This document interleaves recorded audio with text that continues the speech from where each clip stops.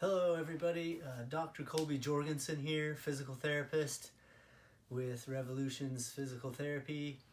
I just wanted to thank you for watching these videos. I noticed that as I filmed them, I was checking my watch a lot, looking at it, and that's because I'm seeing the video on my watch and making sure everybody can see me and that it looks right. So just keep that in mind. Another thing I wanted to point out is that you see me doing this just in an extra room in my house. I do that because I think it's important to show people that they can just do these things, most of them just in their own house with very little space. So keep that in mind as you watch these videos, and thanks again for watching. I just wanted to get on today and talk a little bit about hamstring stretching. There is a lot of information out there about it, and I wanted to just clarify a few things and show you a few ways that you can try to decrease that tightness that you might feel in the back of your leg. It might not always be because it's actually tight. It just might feel like it's tight or a little uncomfortable or a little painful. And there's a few ways that you can try to help get rid of that. So let's first go over what the traditional hamstring stretch looks like that you might do after a workout or as part of a class. At the end, you do the cool down, and there's a like stretching portion. So a lot of times, what it'll be is the you'll have your leg all the way straight with your knee straight, and you'll try to reach out and bend over and pull your toe or lean forward until you feel a stretch in the back of your leg. Well, what can actually happen here is you have this nerve that goes all the way from your lower back all the way down the back of your leg to the bottom of your foot. And if you go like this, you might be stretching that nerve and not your hamstring. So if you feel this in the bottom part of your leg down here or in your foot, if you feel it pulling and tingling or any symptoms down there, you might actually be stretching your nerve, which might not be what you want to do. So in order to make it so that it mostly stretches the hamstring and not the nerve, what you can do is make sure you keep your back straight. You can relax the foot. Don't try to pull it towards you. Just keep it relaxed and slightly bend the knee a little bit. And then you can lean forward and see if you feel it in your hamstring. And slowly push the knee down. And you should just feel it mostly in this part of your leg, not down here. So that's one way you can modify the traditional stretch of pulling your toe towards you. You can bend the knee slightly and then go forward until you feel a pull just in the hamstring itself, not the calf muscle. Okay.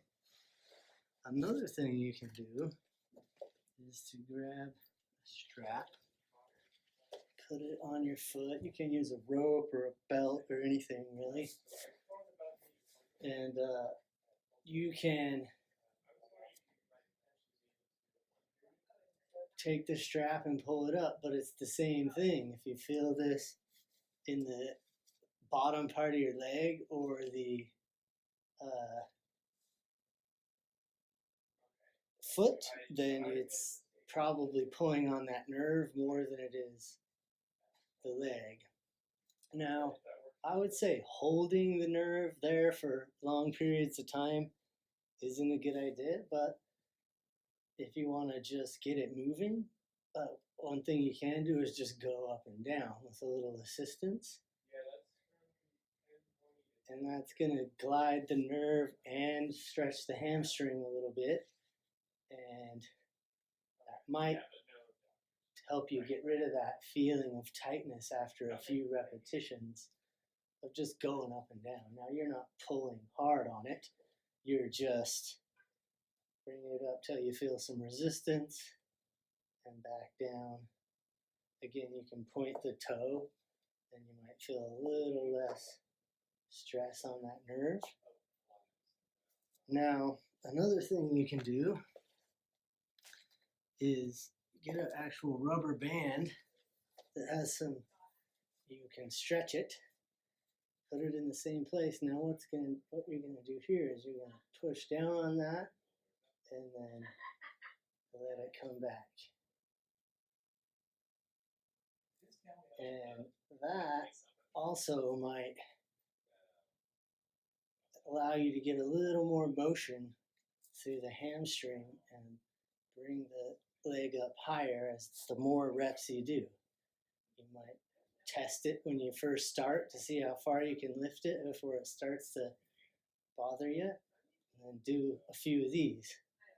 What you're doing is you're activating this hamstring muscle as you go down a little bit, also your glute, and then when you come back up, it tends to relax a little bit more and allow a little bit more motion. Just like that. One more simple thing you can do is pull the hip all the way up to you like this, and then straighten out your knee. Straighten out the knee till you feel a pull right here. Straighten out the knee. Kind of relax the foot, and you should feel that really good right in the hamstring muscle, and not down in your leg or your foot, just right here. All right, so there's a few things you can do. Just remember, if your knee is out all the way straight and your ankle's bent up and your back is flexed, you're going to be stretching this nerve on the back of your leg and maybe not really stretching the muscle as much as you think you are. So bend that knee a little bit and then go down, and you should just feel it on the back of your leg. And when you're doing stretching to try to improve your flexibility, you're going to want to hold it for probably 30 seconds, 4 or 5 times. And you're going to want to do that every day or every other day at least, consistently, if you want to actually improve the length of the muscle. Now, if you're looking to just get rid of the short-term feeling of tightness, some of those other ones where you just lift it up and down, or just sort of straightening the knee out to feel a stretch there, if you just do 20 or 30 of those, it might help you get rid of that feeling of tightness, but it's probably not going to change the length of the muscle. So there's a few tips on how to stretch your hamstrings if you feel like you have some tightness back there. I'll be posting some more videos about it as well, about how to do some nerve glides and also some strengthening for that muscle, which can help with the feelings of tightness. All right, thanks.